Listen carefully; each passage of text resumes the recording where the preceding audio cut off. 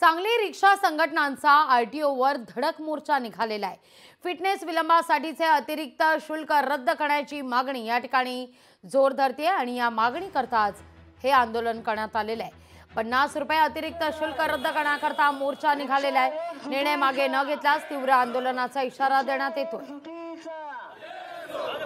नहीं चलेगी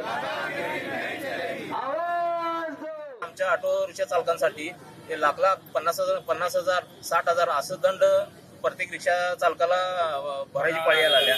ते जर दंड माफ नाही झालं तर आम्हाला रिक्षा व्यवसाय तर मोठीत निघणारच आहे। आमचं रिक्षा ऐकून सुद्धा ते दंड आम्ही भरू शकत नाही, ही कंडिशन आहे। त्यासाठी आम्ही आज आरटीओ ऑफिसला मोर्चा काढलेला आहे की हे रोजचं 50 रुपये दंड माफ झालं पाहिजे आणि एवढं न करता एवढं नाही झालं तर शासन जर आमचा नाही विचार केला तर पूर्ण सांगली जिल्ह्यामध्ये रिक्षा बंद करून आम्ही आंदोलन करू। लोकशाही मराठी ऐका, पहा, जागरूक रहा।